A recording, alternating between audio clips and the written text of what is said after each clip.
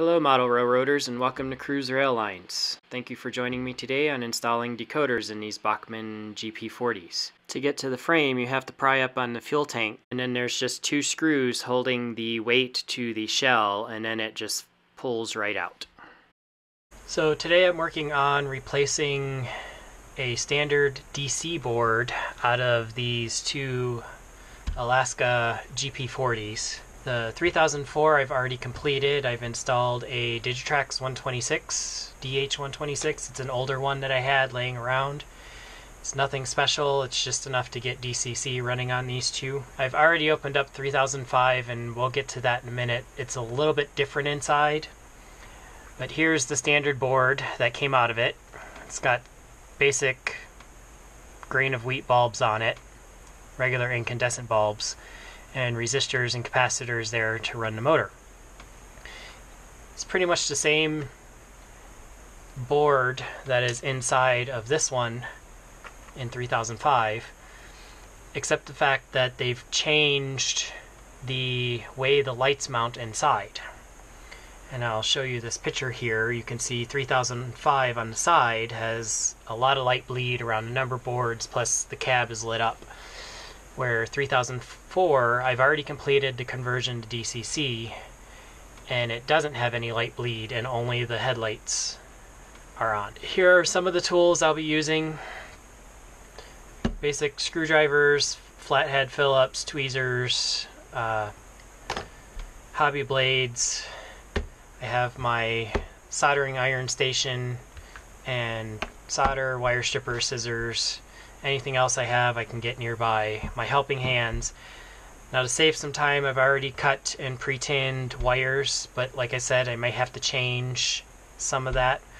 I've pre-cut a lot of shrink wrap into different colors I'll need. The green ones are going to be going to the motor because I don't have orange and gray for the motor, but I'm going to have to change that on this motor anyway because they're red and black. So everything in this one's red and black. The newer one, this is from 2006 by the way, the newer one was already mostly color coded properly, but that we'll get into when I open it up. These LEDs that I'm using, these are just from Christmas lights. The set burnt out and I went through and I saved as many of them I could that still worked. So, and these actually fit into the light housing that was in the 3004, but again it's different in the 3005.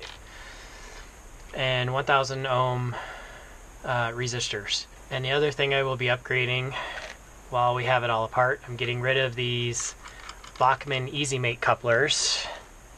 Even though they're the nicer one with the springs, I don't like them at all. So I picked up 118.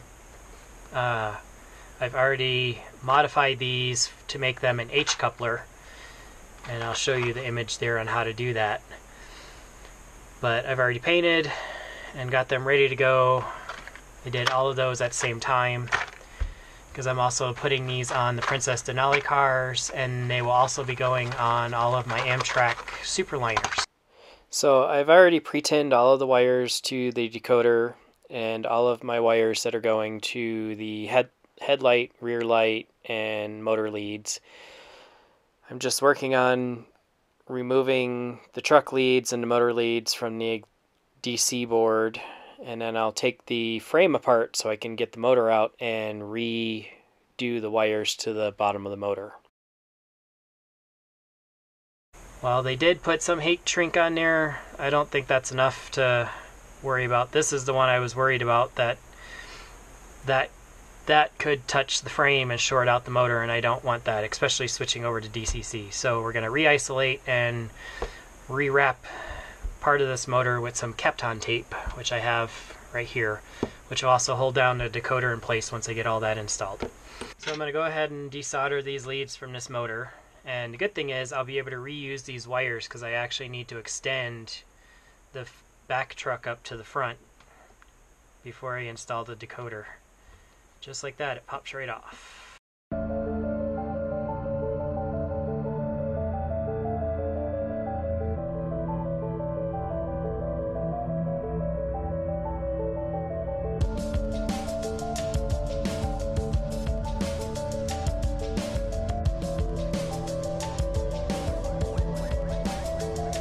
I don't always recommend doing this, but the only flush cutters I have that might cut that right now is my Xeron track cutters, and since I'm only going through a piece of brass, it should not damage it at all. And nope, there we go.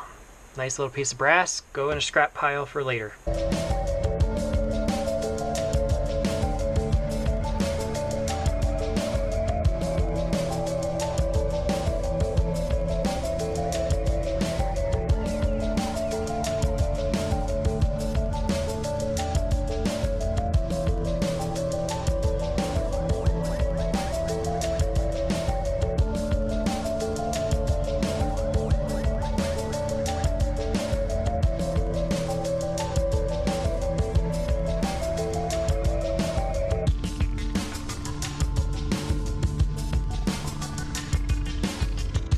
So what I can do now, I'm going to pull these up and wrap them there, and I'm going to take a piece of Kapton tape and wrap those all around that edge of that motor so it doesn't have any chance of shorting out against the frame.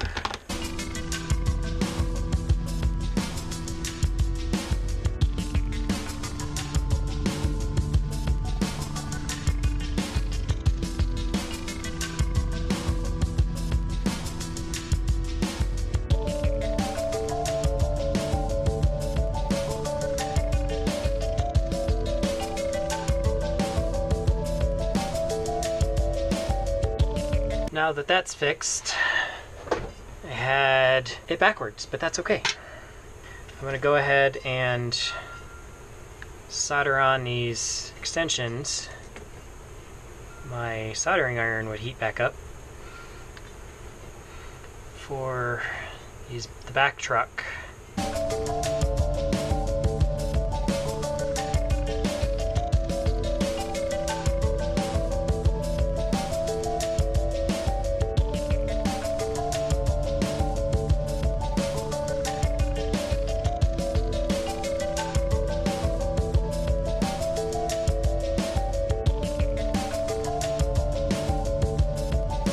Set that aside and get my helping hands out, and I'll put these LEDs together.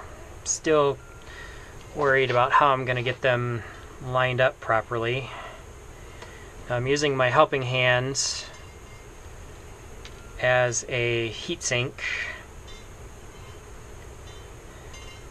and I should take a closer up picture of these. So the long lead is going to be the blue wire. And if you follow that to the inside, it's the non-flag side. So if you look inside, there's a little flag on one, the larger flag on one side is the negative. It's just the way LEDs work.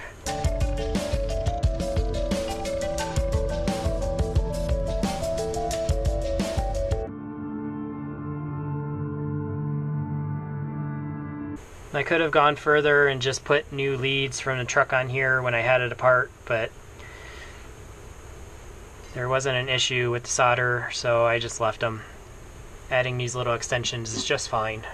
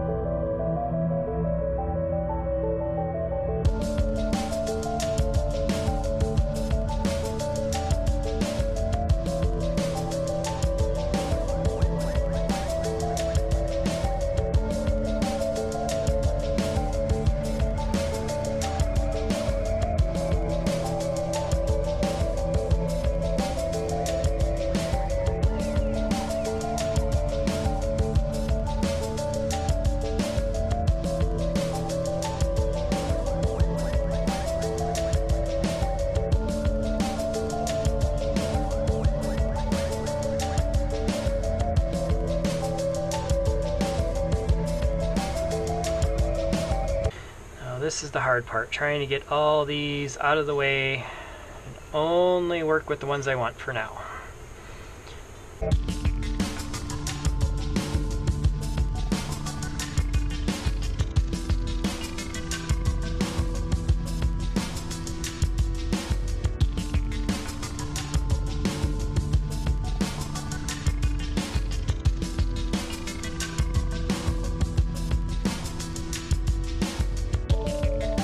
So we're here at my Digitrax DCS 240 roller test stand. I also have a programming track.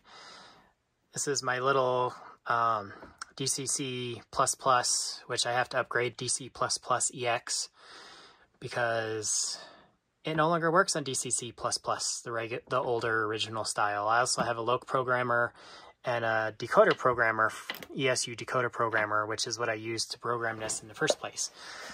But for now, let's go ahead and turn track power on. At least I hope it pops on. Going to select loco, 3005, loco. See if the lights come on. No lights. Did I plug into the right spot? Oh, I'm on the wrong spot. See, this is what these connectors are good for. Unplug one. Plug in the other. I saw a little bit of a flash there. Forward light on. Let's reverse. Backup light on. Go forward again.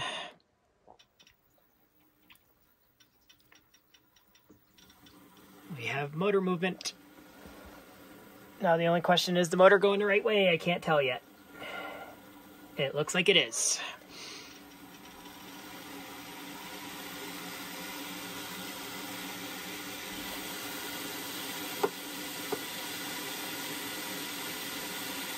That's full speed.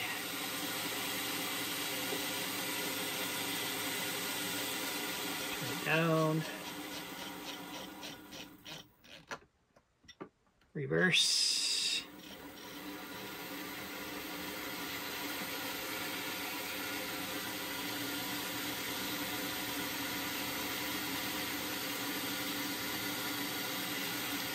Seems to be working in both directions.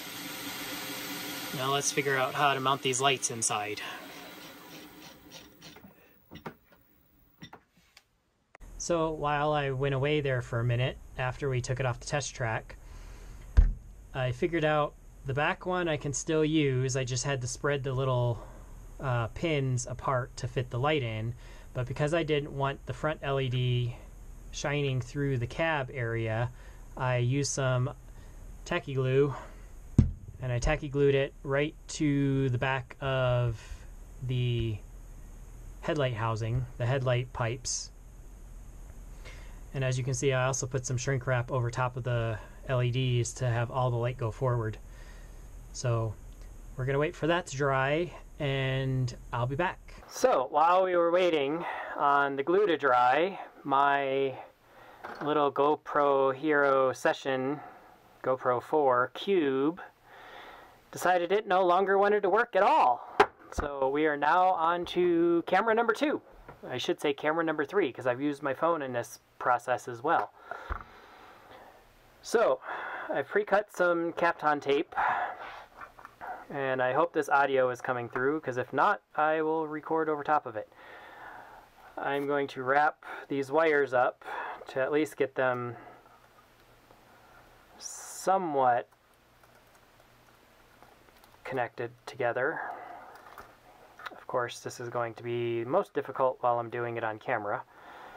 Happens every time, doesn't it? This is only to hold these wires together in here. It will get taped down to the frame of the locomotive as well.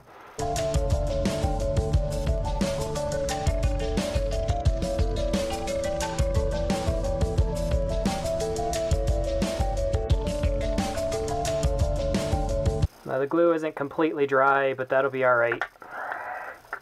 Oh, I forgot while I have this upside down. Let's change out these couplers.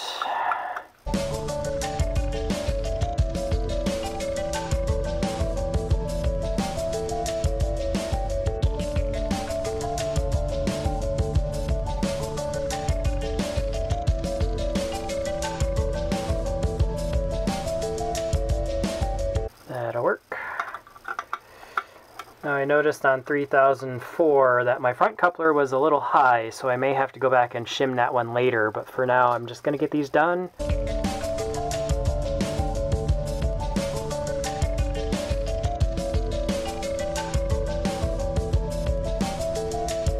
So here we are back on the test rollers for this part of the test. I'm going to turn track power back on. I still have 3005 selected, so turn the light on. I am on the rollers. I am going the wrong direction. There we go. Headlights on. And so are the number boards, so it's all the same one, which is nice. We got forward. Light is on for the back.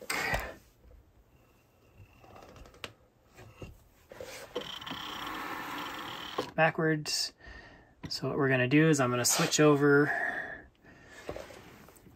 to the other track just to make sure I do have the motor in the right direction.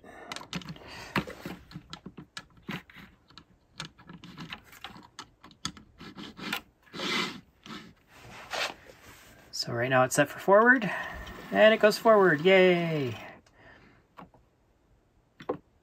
And for back.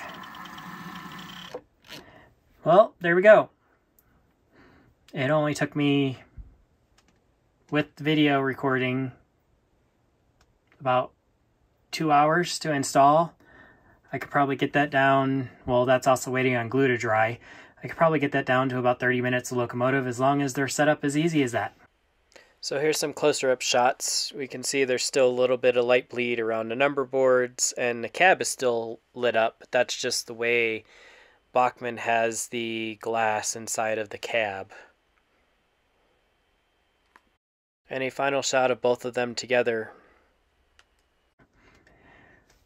Alright, I hope everyone enjoys the rest of your current projects, and the next time I'll see you will be doing decals on the 3 Princess Denali passenger cars that needed new names. So until the next time,